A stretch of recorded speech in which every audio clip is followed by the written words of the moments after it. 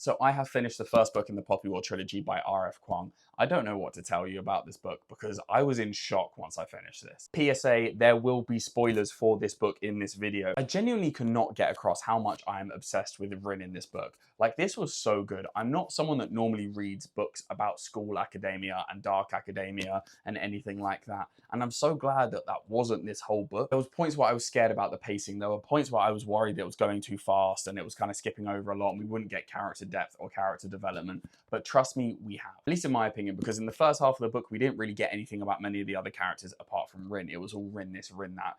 Kitai that, maybe a little bit, Neja every now and then. But then you get to the second half of the book where it starts to become more of a war, starts to become feeling like that military fantasy, like what you were intending to read when you picked up this book. And those characters come into their own. This genuinely feels like a book about corruption and about power and about greed from these characters, and not necessarily from the characters you're expecting them to come from in the first place. I think the Neja being nice, the flip of that was kind of obvious from the beginning because he was made to be this hated character. It was always going to be, they're actually going to become best friends, stuff like that. But the Alton flip, crazy. Did not expect that level of corruption and him going down that path and that level of greed and that level of desperation for power. It was so good. You're meant to feel uncomfortable with the decisions these morally grey characters are making, and the only reason they're making it is because they've been told to. It's something that a lot of the time we can't quite comprehend within fantasy, but it's really well executed here. Now, if we talk about the ending, that was my only strife with it. I did think maybe, okay, it's a little bit rushed. A lot just happened in about 4 pages. Like, Rin just blew up a volcano and killed like an entire population of people, fine. But Chagon and Kara just also destroyed a dam and just killed like hundreds of thousands of other people anyway, and that got mentioned in like 2 sentences. I think the intent behind it, and I kind of understand, I do get it, is to have this disassociation with all of these atrocities that are being committed by these characters because they don't want to feel it, so we don't get to read about it as readers. This book is from Rin's perspective, and if she doesn't want to think about something or she doesn't want to embrace something